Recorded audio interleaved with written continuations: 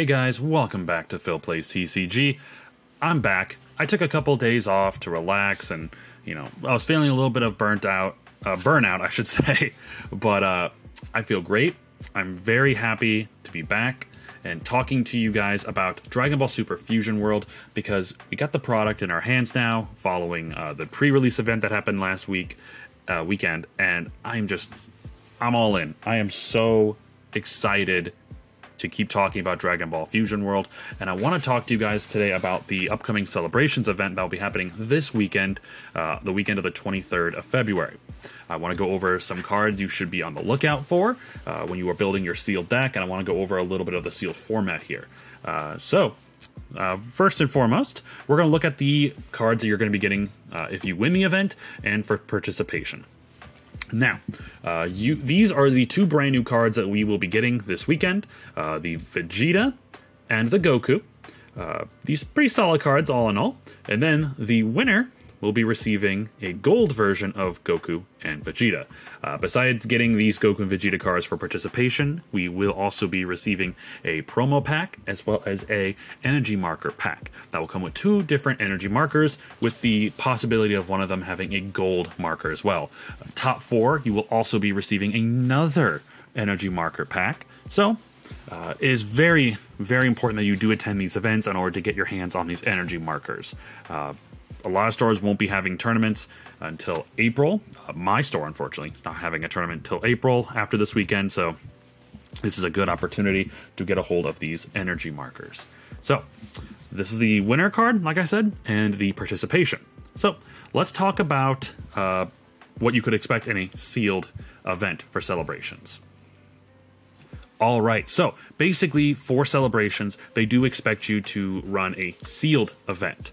Now, that is not 100% required. A lot of stores will be given the opportunity to do what they want to do. My store in particular will be doing a constructed event because we don't have any more sealed product. But most stores will, I guess it's Bandai's recommendation that you do a sealed event, but it will depend on if your store has any more sealed product. So, let's just go over the sealed rulings here. They did change the sealed ruling. I kid you not, it felt like the day of, because I went to my locals where they gave us 6 packs and we paid $30. And we built a 40 card deck. In the tournament, I found out that Bandai had changed it to now you only got 4 packs and you build a 30 card deck for the same price. Little ridiculous in my opinion, but I'm glad that my store thought it was also ridiculous and gave us the 6 packs. So, decks are not color restricted. That is a big thing. Just like the One Piece sealed releases, you are able to build a deck with a multitude of different colors regardless of what color your leader is. So that's really cool. Obviously, you can't build a full deck with just one color when it is a sealed event. But, with that being said, the required cost still exists. So I have a couple examples here. If a card costs 2, and it shows 2 required green energy, unfortunately that means that you can only play this card by paying the 2 green energy. While if you have a card that costs 4, but only has 2 required yellow energy, you can still play this card as long as you at least pay 2 yellow. Now you do want to take that into consideration when you are building your deck. Sometimes if you have too many different colors in your deck and not enough of each, it might be hard to get the requirements that you need in your energy. So I do recommend when building a sealed deck, you may only want to focus on 2, at most 3 colors. That's what personally I did in my sealed event. I did 3 colors, blue, green, and red. Now, I do kind of wish I had focused more primarily on just 2 colors, but that is neither here nor there. Like I said, you do build a 30-card deck now with these new sealed rules. And then you can only use leaders from packs. You cannot bring a leader that you got into the starter deck.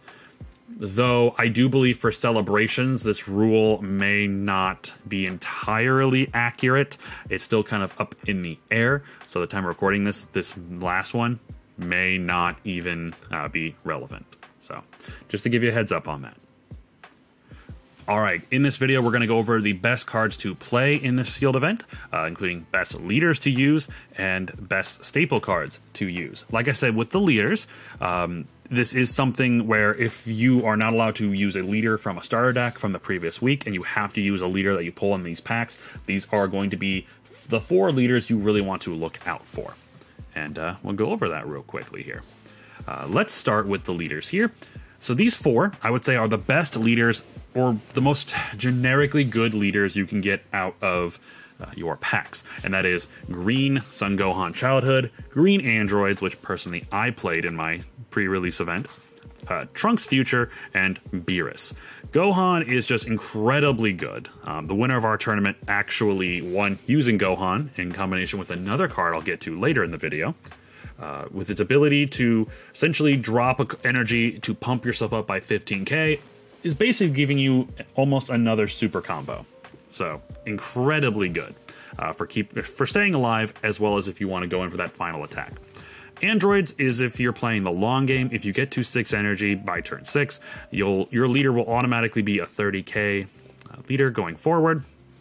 And that's that's an amazing stat line if you're going offensively, though it does not keep the additional 10k on your opponent's turn. Trunks is going to be a good leader if you want more utility. Being able to bounce battle cards at the cost of 3 or less to their owner's hand during your main step. You can do that to your cards or your opponents. You can bounce cards back to your hand that have good on-play effects, or you can bounce cards back to your opponent's hand so you can offset their tempo. So I think that's pretty solid. Beerus is going to be the 4th card. Now, this is the only leader on here that has the crit front side ability, but its backside ability is where it really shines. Being able to, once per turn, choose a card on your opponent's side, and it gets minus 10k power for the turn. It can help clear bigger bodies off your opponent's board, or as well as getting rid of low to the ground cards. Any card that costs less than 10k is automatically going to be KO'd through this ability. Well, not KO, but removed from the board. Technically, doesn't get KO'd, but it helps to clear board and apply pressure with the crit side ability on the front. So these are the leaders I suggest looking out for if you can. And another big thing you want to look out for is use all super combos. Super combos are going to be incredibly useful. And because they are all just generic cards, your leader doesn't have to be any particular color. It's just a really good card to have. You definitely want to look for 4, but as far as I'm aware, you can run multiples of super combos in your deck over 4. So if you pull 5, run 5. It helps out so much. Now I do want to make another comment here. I remember my brother was talking about his event. They did not have the rainbow, like the color cost. They did not count that. Now, I'm not sure why that was. I'm also sure that he told me that every card had every skill. Like, if we look at leaders, for example, like Saiyan, Earthling, God of Destruction, Universe 7, they played with every single leader, had every single tag. Now, I'm not sure if that is supposed to be, like, universal, but we didn't play with that, and I don't know, makes deck building a little weirder. So, just to let you know about that. We're going to start talking about the best cards you want to throw in your deck for the sealed event. There's going to be a couple slides here, and I'm just going to throw out some really good cards, in my opinion, that you hopefully will pull. Let's start with the 2-cost Android 18. Being a 2-cost 20k stat line, really, really good. Yes, it does cost 2 green, but as long as you build your deck primarily green, you will be fine. On play, draw 1, then discard 1 from hand. That allows you to cycle your hand, and as long as you have 6 or more energy, which if you play this in the late game, you'll just be drawing a card every time it attacks. So really good stuff. Android 1718, the 6-drop 40k body. This is going to be another late game card, same with Beerus over here, but if you can play it late game and establish board presence, oh, it pays off. Being able to KO 2 of your opponent's cards that cost 3 or less, as well as being a double striker, this could absolutely end games. You have your 5-drop 35k Beerus with crit, an amazing card. Amazing skill in sealed. And then you have its on-play ability, discard 1 card from hand, choose all of your opponent's battle cards at 25,000 power or less, and KO them. So basically, it is a board wipe, and then you also get to swing 35k crit in. Insane. Next up, we have 4-drop Vegeta. Now, once again, with it being primarily 3 green, this is going to be a little harder to play, but if you build a primarily green deck, this is going to work out great for you. Being able to add up to 1 card with a cost of 3 or less from your drop tier energy in rest mode on play, so it helps you ramp. And then once per turn, you can discard a card from hand to KO a 2 cost or less. So it's a pretty solid card. Going to be a little more difficult to play, but I do understand. I understand, but it's such a good card. My future being just a 1 blue energy card to play. This helps you awaken way quicker. Put this with your Trunks leader if you do pull one, and you're going to be drawing a card every turn once you bounce something back with your leader skill. It's a solid play. Try to throw this in the deck if you can. It helps you awaken quicker. It's all value.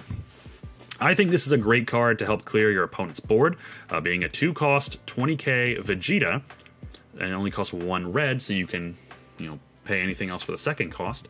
And its permanent is, during your turn, this card gets 10k power while it's in battle with an opponent's battle card. So, this is going to be a great example of a card that's used primarily to clear your opponent's board, not necessarily going into your opponent's leader. So, solid card.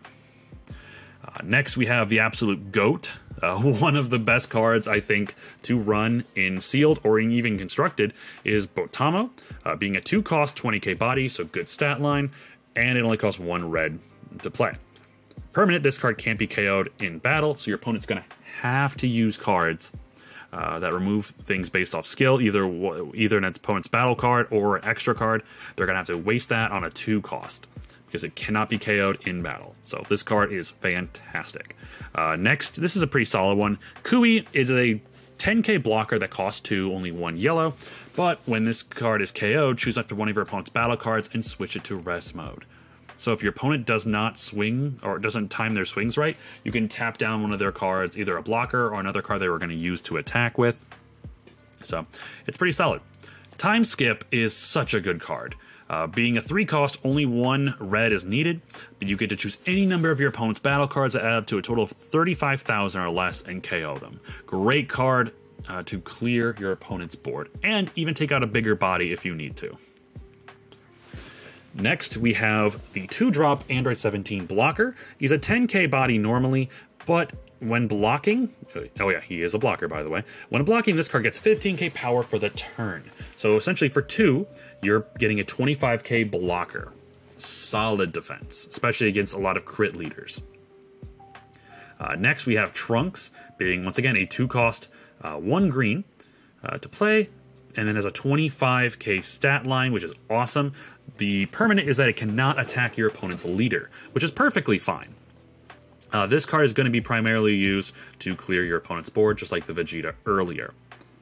And then we have this Android 17, once again a 2-cost 15k body, only 1 green to play, but it is a 15k crit. Crit is really, really good if you can play this on your turn 2. Solid card. Even if you're turn 1, if you're going second, like, yeah, use that energy. Play a 15k crit to start really pressuring your opponent. Next, we have the Sinister Sickle. Fantastic card. It costs only 1 blue, but 3 overall energy to play. You can use this to bottom deck 2 of your opponent's cards that cost 4 or less. It is fantastic. Gohan, this card is amazing. It is a 6-cost, only 1 of them needing to be green, but it is a 35k stat line, and on play, add up to top card of your deck to your life. So if you get this in your hand at any point in the game, hold on to it, get to turn 6, play him, you gain a life, and then you get to swing with a 35k body. Insane. And next, for 3 energy, only 1 of them being red, 20k stat line, Frost. His permanent skill is so good, being able to stop any of your opponent's characters with 20,000 power or less from attacking. So, just an amazing card. Yes, it does fold to any card that gets rid of cards based off skill, but I mean, your opponent hopefully has to have that card, had to have drawn a card that can remove something with a skill, or your opponent's just going to have to deal with it in another way, but it's going to severely limit your opponent's moves. So, solid card. My last window here, Tournament Arena of Power. This card is absolutely gas and sealed. It's a 2-cost card, only one of them being red. This is a field, like I mentioned. Activate battle, switch this card to rest mode, choose your leader or up to one of your battle cards, and it gets 5k power for the battle. This can be used offensively or defensively. It still requires you to tap it down, so if you use it offensively, you can't use it defensively, but still. Card is absolute gas. It's basically starter Goku's leader ability.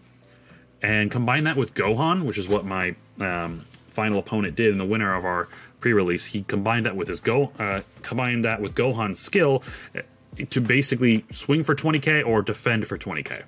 Absolutely nutty. Next, Blade of Despair. I like this card, only in sealed though. 2-cost card, only one of them being blue. If you have Zamasu, we don't care about that. Activate main, choose 2 of your opponent's battle cards with a cost of 3 or less and return them to their owner's hand. I wish this was bottom decked, but I understand why it's not. This card is great just to offset your opponent's tempo. That way they either have to decide if they want to waste a turn replaying cards they already did, or if they just want to keep them and just play one bigger body. Maybe not necessarily necessary, but maybe not necessarily needed. Sorry, lost my train of thought there.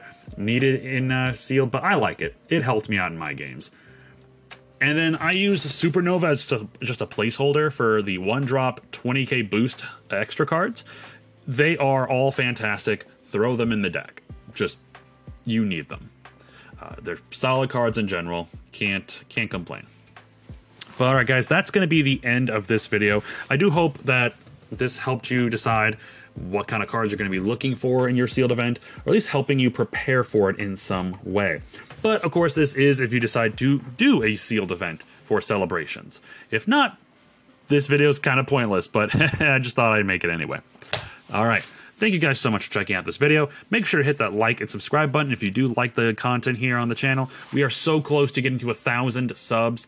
I really do appreciate any and all support you guys could give. And until the next video. Take care, guys.